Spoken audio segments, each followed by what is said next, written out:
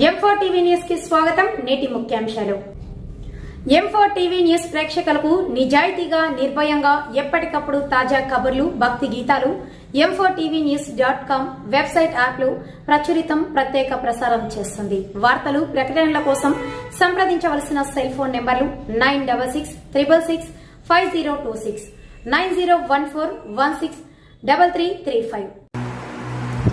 ఓం శ్రీ గురుభ్యో నమః. అందరికీ నమస్కారం అండి. ఈరోజు మనం మాఘమాసంలో మనకి రథసప్తమి వస్తుంది. 2 రోజుల్లో ఈ రథసప్తమి నాడు మనం ఆచరించవలసినటువంటి నియమాలేంటి? అతి ముఖ్యమైనది మాఘమాసంలో రథసప్తమి. సూర్యుడికి అత్యంత ప్రీతికరమైనటువంటి రోజు. సూర్యుడు ఈ 4 రోజులు కూడా రథం మీద సంచారం చేస్తూ ఉంటాడు. అందుకని ఈ రథసప్తమి అతి ముఖ్యమైనటువంటిది. ఈ రోజున మనం ఆచరించవలసినటువంటి నియమాల గురించి తెలుసుకుందాం. ముందుగా గణేశ ప్రార్థన. శుక్లాంబరధరం విష్ణుం శశివర్ణం చతుర్భుజం ప్రసన్నవదనం ధ్యాయేత్ సర్వ విఘ్నోపశాంతయే. గురుర్బ్రహ్మ గురుర్విష్ణు గురుర్దేవో మహేశ్వరః గురు సాక్షాత్ పరబ్రహ్మ తస్మై శ్రీ గురవే నమః. ఆదిత్యాయ చ సోమాయ మంగళాయ బుధాయ చ గురు శుక్రాశనిభ్యశ్చ రాహవే కేతవే నమః. హరి ఓం. రథసప్తమి నాడు మనం ఆచరించవలసినటువంటి నియమాలేంటి? మనకి 16వ తారీఖుని రథసప్తమి వచ్చింది. ఈ రథసప్తమి కొరకు మనం ముందు రోజే మనం ఈ రథసప్తమి గురించి మనం తయారు చేసుకోవాలి. కొన్ని ఏంటంటే, ఈ రథసప్తమి షష్ఠి రోజు మనం నూనె వేయనటువంటి పదార్థాలను తినాలి. నూనె వేయనటువంటి పదార్థాలని, అంటే ఇడ్లీ అలాంటి వాటిని తినాలి. అలాగే రాత్రి ఉపవాసం ఉండాలి. అలాగే బ్రహ్మచర్యం పాటించాలి. అలాగే భూశయనం చేయాలి, అంటే నేల మీద పడుకోవాలి. ఇవన్నీ కూడా రథసప్తమికి ముందు రోజు షష్ఠి రోజు చేయాలి. ఇది ఆరోగ్యం బాగున్న వాళ్ళకి మాత్రమే. ఆరోగ్యం సహకరించకపోతే వద్దు, చేయొద్దు. ఓ దండం పెట్టుకోండి.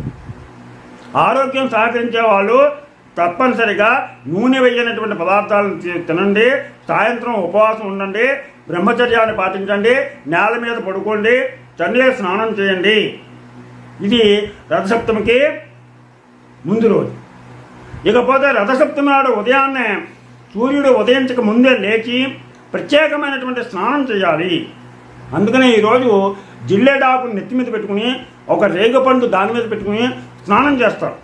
ఆరోగ్యానికి ప్రత్యేక స్నానం చేయాలి.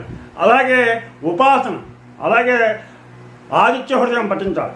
సూర్య స్తోత్రాలు పఠించాలి. సూర్య స్తోత్రాలు, ఆదిత్య హృదయం పఠించాలి. అలాగే నైవేద్యం, పరమాన్నం. సూర్య భగవానుడికి పరమాన్నం అంటే ఇష్టం. మనం ఆవు పిడకలను తయారు చేసి ఉంచుతాం కాబట్టి ఆ ఆవు పిడకల దగ్గర, తులసి కోట దగ్గర సూర్యుడికి ఎదురుగా మనం చక్కగా వెలిగించి దాని మీద చక్కటి పాయసాన్ని వండి చిక్కుడాకులు తెచ్చి ఆ చిక్కుడాకుల్లో పెట్టి ప్రసాదంగా నైవేద్యం పెట్టాలి. పరమాన్నం అంటే ఆయనకి చాలా ఇష్టం. అలాగే దానం చేయాలి. ఏదో ఒకటి దానం చేయాలి ఆ రోజు. మంచి పండితోత్తములకి, లేదంటే కనుక ఆకలిగా ఉన్న వాళ్ళకి అన్నం, లేదంటే చలిగా ఉన్న వాళ్ళకి ఒక దుప్పటి, ఎండగా ఉన్న వాళ్ళకి ఒక గొడుగు, ఇలాగ ఏదైనా సరే ఒక దానం చేయాలి. ఈ ప్రత్యేక స్నానం రథసప్తమి రోజు వీలైతే నదిలో స్నానం చేయండి, స్నానాన్ని గురించి ముందు. అలా కానపక్షంలో మీరు జిల్లేడాకులు, తర్వాత రేగు పండు తల మీద పెట్టుకుని ఇంటి దగ్గర ఆ తల మీద స్నానం చేయండి. ఇది ప్రత్యేక స్నానం. ఇక దీనికి ఇప్పుడు మనకి 4 శ్లోకాలున్న ధ్యానం, ఉపాసన ఏ విధంగా చేయాలి అంటే, నమస్తే రుద్రరూపాయ రసానాం పతయే నమః వరుణాయ నమస్తేస్తు హరివాస నమోస్తుతే యదా జన్మ కృతం పాపం మయా జన్మసు జన్మసు తన్మనే రోగంచ శోకంచ మకరీహంతు సప్తమీ ఏతజ్జన్మ కృతం పాపం ఏతజ్జన్మ కృతం పాపం యచ్చ జన్మాంతరార్జితం మనోవాకాయజం యచ్చ జ్ఞాతా జ్ఞాతే చ ఏ పునః ఇది సప్తవిధం పాపం స్నానాన్మే సప్తసప్తికే సప్తవ్యాధి సమాయుక్తం హరమాకరి సప్తమీ సప్తవ్యాధి సమాయుక్తం హరమాకరి సప్తమీ. ఇలా చదువుతూ మనం స్నానం చేసినట్లయితే మనకున్నటువంటి రోగాలన్నీ కూడా నశిస్తాయి. ఆ రోగాలు పోయి మంచి ఆరోగ్యాన్ని పొంది అన్నిటా కూడా మనం విజయం పొందుతాం. ఇది స్నానం ఆచరించే విధం. ఇకపోతే రెండోది ఏంటంటే ఉపాసన.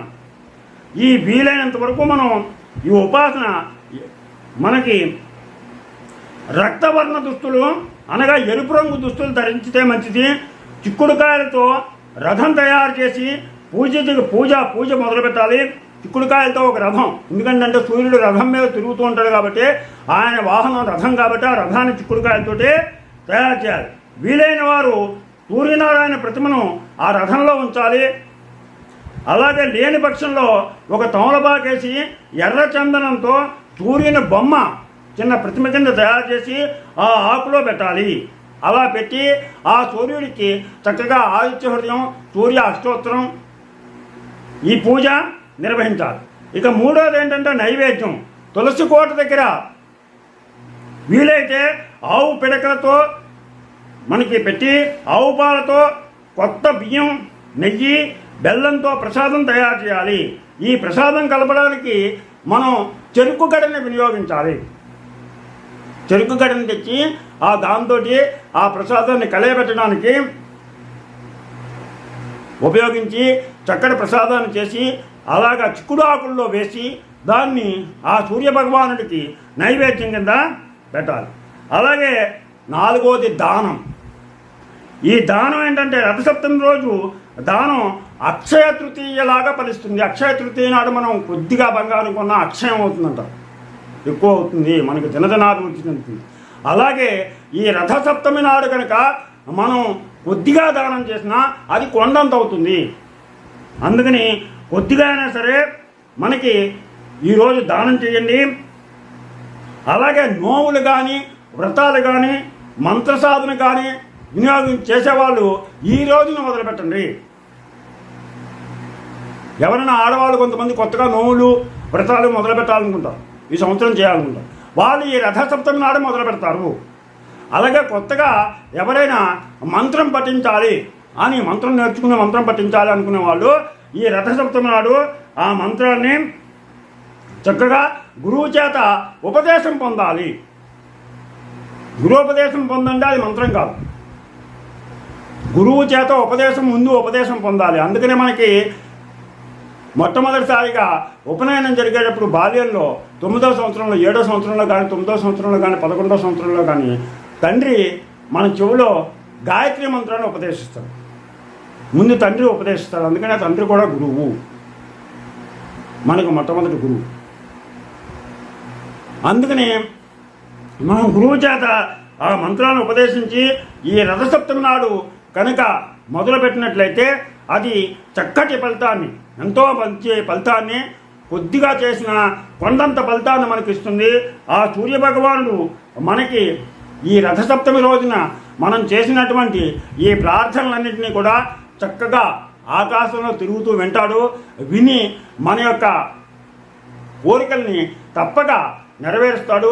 అనారోగ్యంగా ఉన్నటువంటి వాళ్ళు, ఏ పని కూడా మందకొడిగా జరుగుతున్నటువంటి వాళ్ళు తప్పనిసరిగా ఈ రథసప్తమి రోజున పూజ చేసినట్లయితే వాళ్ళకి సంపూర్ణ ఆయుర ఆరోగ్యాలు, అలాగే వ్యాధులన్నీ కూడా నయమవుతాయి. అలాగే అన్నిటా కూడా విజయం లభిస్తుంది.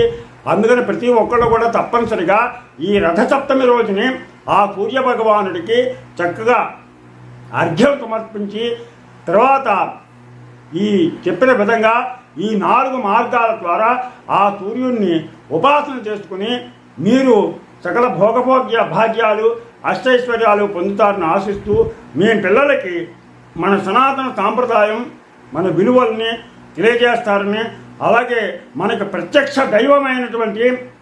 దైవం సూర్యభగవానుడు.